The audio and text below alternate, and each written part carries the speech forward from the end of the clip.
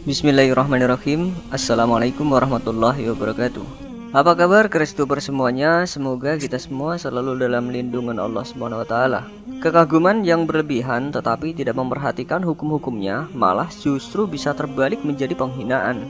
Tidak banyak yang tahu niat baik dan kebebasan berekspresi seniman di Amerika yang awalnya ingin menghormati Nabi Muhammad SAW malah berujung kontroversi. يا من تحب محمدا عليه تبخل بالصلاة.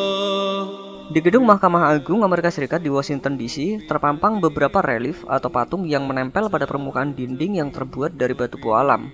Salah satu relief itu menampilkan sosok Nabi Muhammad SAW bersama 18 tokoh lainnya yang dianggap sebagai tokoh paling berpengaruh dan sebagai tokoh paling penting dalam sejarah hukum dunia seperti Nabi Musa alaihissalam, Nabi Sulaiman alaihissalam, Konfusius, dan Charlemagne. Penghormatan terhadap Nabi Muhammad SAW sebagai tokoh sejarah dan memiliki banyak pengikut di dunia dijadikan alasan pemajangan patung tersebut. Patung Nabi Muhammad SAW di gedung Mahkamah Agung Amerika Serikat digambarkan sedang memegang Al-Quran di tangan kirinya dan memegang pedang di tangan kanannya. Patung ini sudah dibuat sejak gedung Mahkamah Agung dibuka pada tahun 1930. Karena Islam sangat melarang penggambaran sosok Nabi Muhammad SAW, berkali-kali muncul seruan beberapa pemimpin organisasi Islam untuk menghancurkan wajah patung itu dari dinding gedung tersebut, termasuk di Indonesia. Selain itu, pihak Muslim juga menuntut kesalahan identifikasi Nabi Muhammad SAW sebagai pendiri Islam dan bukan sebagai Nabi.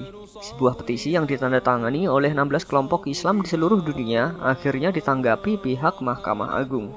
Ketua Mahkamah Agung di Amerika saat itu menolak petisi dengan alasan bahwa penggambaran Nabi Muhammad SAW di ukiran dinding itu bermaksud baik. Pedang yang dipegang bukanlah simbol kekerasan, tetapi simbol keadilan, sebagaimana beberapa patung di Mahkamah Agung itu yang juga memegang pedang.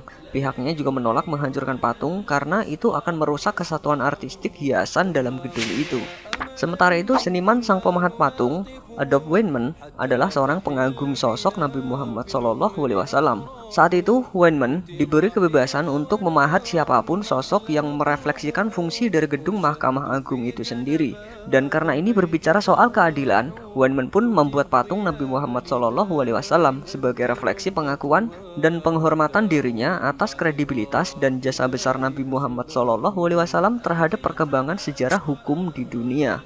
Dalam relief itu digambarkan bahwa perawakan Nabi SAW itu berisi, kuat dan kekar. Wajahnya sangat simpati, berwibawa dan tatapan matanya tajam, tetapi tidak menakutkan. Al-Quran diletakkan pada dada, bukan dijinjing atau dikempit seperti kebanyakan patung. Di sini, sang seniman ingin menggambarkan bahwa Al-Quran itu ada dalam jantung sang Nabi. Yang tak kalah menarik, cara Nabi Muhammad SAW memegang pedang.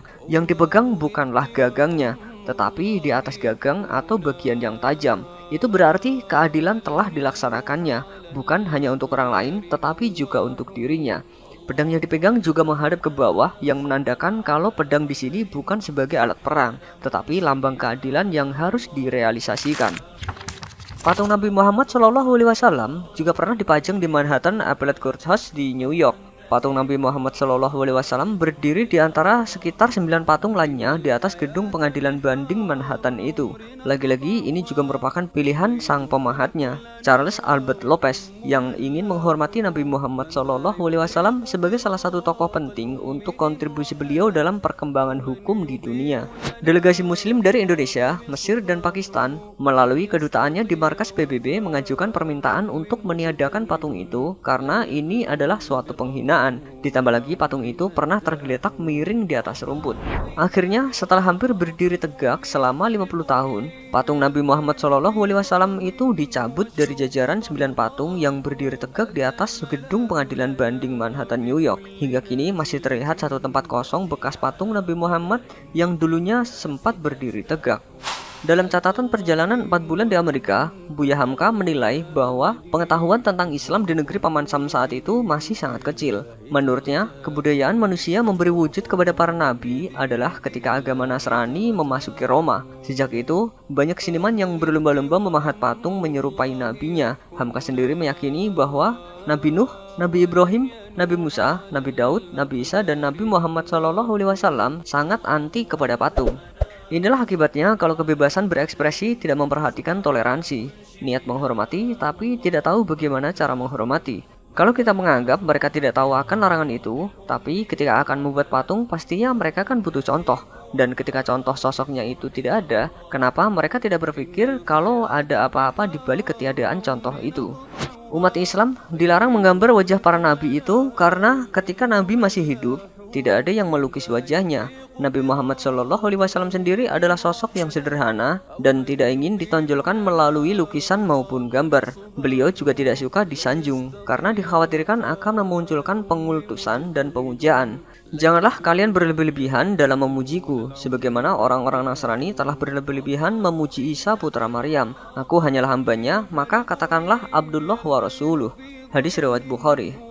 Selain itu, visualisasi figur Rasulullah SAW dikhawatirkan tidak akan mampu menggambarkan pribadi dan figur yang sesungguhnya. Meskipun niat dan maknanya baik, namun imajinasi tidak bisa dijadikan acuan gambar yang bisa berpotensi mengarah pada kebohongan. Rasulullah SAW pernah bersabda, "Barang siapa berdusta atas namaku dengan sengaja, maka hendaklah ia menyiapkan tempat duduknya di neraka." Hadis riwayat Ibnu Majah. Wallahu a'lam bishawab. Wassalamualaikum warahmatullahi wabarakatuh.